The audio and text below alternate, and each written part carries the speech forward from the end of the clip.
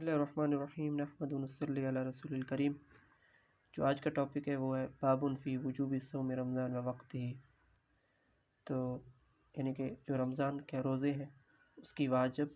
ہونے میں اور اس کی وقت کے بارے میں آج پڑھیں گے۔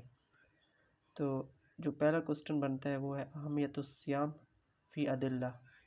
کہ کن کن ادلہ میں رمضان کی اہمیت بیان کی گئی ہے۔ صوم شہر رمضان رکن من ارکان الاسلام، تو سب سے پہلے یہ بات ذہن میں ہونا چاہیے کہ جو رمضان ہے وہ اسلام کے ارکان میں سے ایک رکن ہے، وہ فرض من فروض اللہ، اور یہ اللہ تعالیٰ کی فرائض میں سے ایک فرض چیز ہے، معلوم من الدین بضرورہ، اور ضرورت کے مطابق اس کے بارے میں جان لینا یہ دین کا ایک حصہ ہے۔ ويدل عليه الكتاب والسنة والإجماع، قال الله تعالى يا أيها الذين آمنوا كتب عليكم الصيام كما كتب على الذين من قبلكم۔ تو اس آیت سے جو رمضان کی فرضیت ہمیں معلوم ہوتی ہے کہ اے ایمان والو، فرض کیا گیا ہے تم پر روزے جیسا کہ فرض کیا گیا تم سے پہلے والوں پر۔ شہر رمضان الذي انزل فيه القرآن هدى للناس وبينات من الهدى والفرقان، تو آخر میں جو فمن شاہد منکم الشہر فلیصمہ، پر جو کوئی تم میں سے رمضان کو پالے، رمضان کا مہینہ پالے، تو چاہیے کہ وہ روزہ رکھے، یعنی کہ اس پر لازم ہے کہ وہ روزہ رکھے، یہاں پہ امر کا صیغہ ہے۔ تو قال فمن شاہد منکم الشہر فلیصمہ، وقال النبی صلی اللہ علیہ وسلم بنی الاسلام علی خمس، یعنی کہ جو اسلام کی جو بنیاد ہے وہ 5 چیزوں پر ہے، اس میں رمضان کا روزہ بھی ہے، رمضان کے روزے بھی ہیں۔ والاحادیث فی الدلالہ علی فردیت و فضلہ کثیر مشہور، تو سنت سے بھی دلیل مل گیا کہ یہ جو رمضان کا روزہ ہے، رمضان کے روزے ہیں وہ فرض ہیں ہم پر۔ اور تیسری بات ہے اجماع، واجمع المسلمون علی وجوب صومہ، یعنی کہ مسلمانوں کا اس چیز پر اجماع ہے کہ جو رمضان کے روزے ہیں وہ واجب ہیں۔ وان من انکر کفر، جو کوئی اس سے انکار کرے اس نے کفر کیا۔ والحکمت فی شرعیت الصیام، جو رمضان جو روزے ہیں ان کی حکمت کیا ہے شریعت میں، ان فیہ تزکیۃ للنفس وتطہیر وتنقیۃ لہا من الاخلاق الردیئۃ والاخلاق الرذیلہ، یعنی کہ یہ پاک کرتی ہے نفسوں کو اور اس کی جو برے چیزیں ہیں انسان کے اندر مل جاتی ہیں ان کو ختم کرتی ہے، اور جو اخلاق رذیلہ ہو جاتی ہیں، اخلاق خراب ہو جاتی ہیں ان کو سدھارتی ہے،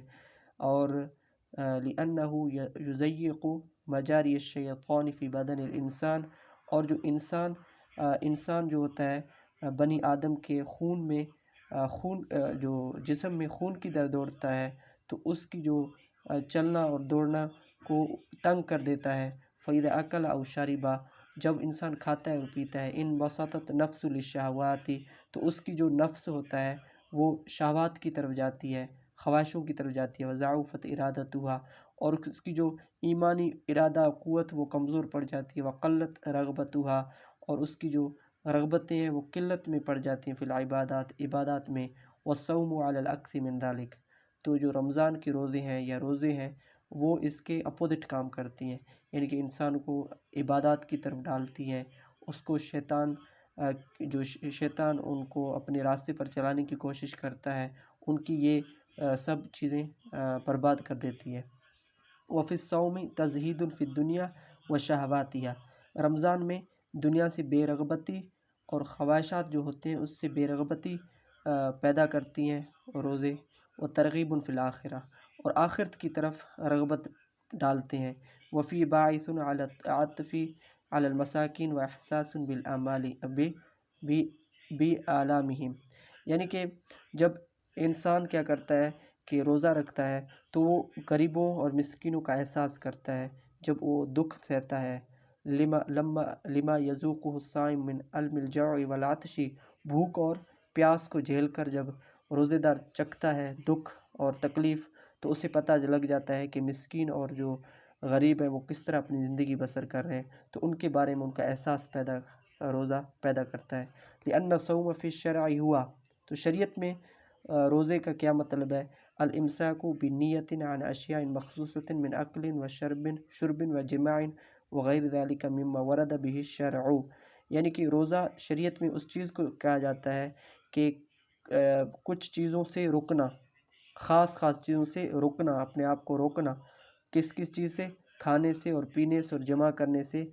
تو اس کا مطلب ہے روزہ۔ وَيَتَّبِعُ ذَلِكَ الْإِمْسَاكُ عَنِ الرَّفْثِ وَالْفُسُوقِ، یعنی کہ جو رفث اور فسوق ہوتا ہے، گناہ ہوتے ہیں، گالی گلوچ اور جھگڑے وغیرہ، اس سے روکتا ہے۔ تو ابھی وقت کے بارے میں آتے ہیں کہ وقت کب شروع ہوتا ہے روزے کا اور کب ختم ہوتا ہے۔ تو وَيَبْتَدِئُ وُجُوبُ الصَّوْمِ الْيَوْمِ بِطُلُوعِ الْفَجْرِ الثَّانِي، جو روزے کا وقت شروع ہوتا ہے وہ طلوع الفجر الثانی سے شروع ہوتا ہے، یعنی کہ ایک ہوتا ہے صبح کاذب اور دوسرا ہوتا ہے صبح صادق۔ تو صبح کاذب ہوتا ہے، اس کی جو روشنی ہوتی ہے آسمان کی طرف جاتی ہے، مشرق میں اگر دیکھیں گے اس ٹائم تو وہ نیچے سے اوپر اس کی روشنی جاتی ہے، لیکن جو الفجر الثانی جس کو ہم کیا کہتے ہیں، صبح صادق کہتے ہیں، اس کی یعنی کہ یہاں پر لکھا ہوا ہے البیاض المعترض فی الافقی، یعنی کہ جو آفاق میں آپ دیکھیں گے تو ایک روشنی عریض سا آپ کو لگے گا، یعنی کہ دائیں سے بائیں کی طرف۔ تو وینتہی بغروب الشمس، اور جو سورج کی جو غروب ہوتی ہے اس تک، وہاں تک کیا ہو جاتا ہے، روزہ ختم ہو جاتا ہے، یعنی کہ جب مغرب ہوا، جب سورج غروب ہوا تو آپ کا جو روزہ ہے وہ انتہا تک پہنچ گیا۔ قال اللہ تعالیٰ فالآن باشرہن، تو اس کے بعد اجازت ملتی ہے کھانے پینے اور جمع کرنے کا۔ تو یہاں پر بہت سارے دلائل آیتوں سے ملے ہوئے ہیں، تو یہ آپ دیکھ لیں۔ تو وَيَبْدَأُ وُجُوبَ صَوْمِ شَهْرِ رمضان اذا علم دخولہ، ابھی یہ پتہ ہمیں چلے کہ جو رمضان کا جو مہینہ ہے اس کی داخل ہونے کے کیا کیا ذرائع ہو سکتے ہیں، کہ ہم کس طرح جان سکیں کہ یہ رمضان ہے وہ شروع ہو چکا ہے۔ تو سب سے پہلے وَلِلْعِلْمِ بِدُخُولِ ثَلَاثَةُ طُرُقٍ، تو 3 راستے شریعت نے بتائی ہیں۔ الطریقۃ الاولیٰ رؤیۃ ہلالہ، یعنی کہ چاند کا دیکھنا۔ قال تعالی فمن شہد منکم الشہر فلیصمہ، پس جو کوئی دیکھے تم میں سے تو روزہ کیا کرے، روزہ رکھے۔ وقال نبی صلی اللہ علیہ وسلم صوموا لرؤیتہ، تو تم یعنی کہ روزہ رکھو چاند کو دیکھ کر۔ فمن رأى الہلال بنفسی وجب علیہ الصوم، جو کوئی ہلال کو یعنی کہ چاند کی پہلی جو رات کو ہم ہلال کہتے ہیں، چاند کی پہلی، تو اپنے آپ خود دیکھے تو اس پر کیا ہو جاتا ہے، روزہ واجب ہو جاتا ہے۔ تو یہاں پر جو بات کی گئی ہے، یہاں پر جو چاند ہلال ہے وہ سب کو نظر آئے گی، کیونکہ وہ واضح ہمیں آسمانوں پر نظر آتی ہے، تو یہاں پر ہر کسی کا دکھنا مراد ہے۔ تو الطریقۃ الثانیہ، جب یعنی کہ جو چاند ہے وہ کسی کو نہ دیکھے بلکہ ایک منورٹی کو دکھے، یعنی کہ کچھ چند بندوں کو دکھے، تو اس کے بارے میں بھی کیا یعنی کہ احکامات ہیں۔ الشہادۃ علی الرؤیا او الاخبار عنہا، یعنی کہ کوئی چاند کو دیکھ کر اور اس کا پتہ دے، فیصام برؤیت عادل مکلف، لیکن وہ دیکھنے والا بندہ ہے وہ مکلف ہو، وہ عادل ہو، ویکفی اخبار بذالک، اور اس کی جو خبر ہے وہی کافی ہو جائے گا۔ لقول ابن عمر رضی اللہ تعالیٰ عنہما ترى الناس الہلال فاخبرت رسول اللہ صلی اللہ علیہ وسلم انی رأیتہ، آپ صلی اللہ علیہ وسلم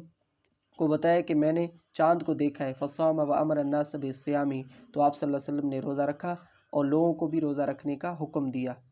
تو اس حدیث سے ثابت ہو گیا کہ اگر کوئی ایک مسلمان چاند کو دیکھتا ہے، وہ عادل بھی ہے، اس کی بات پر یقین بھی کی جا سکتی ہے، تو اس کے ایک دیکھنے سے روزہ فرض ہو جاتا ہے اور سب مسلمانوں پر۔ وطریقۃ الثالث، جب نہ چاند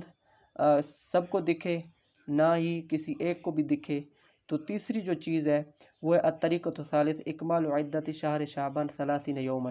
تو ہم کیا کریں گے، 30 دن شعبان مہینے کے پورے کریں گے۔ وذلك حينما لا يرى الهلال ليلة 30 من شعبان مع عدم وجود ما يمنع رؤية من غيم او قطر او مع وجود شيء من ذلك، اور اگر اس طرح ہو کہ کوئی دیکھے نہ تیسری رات میں بھی یعنی کہ ہلال کو، چاند کو دیکھے نہ، تو اس میں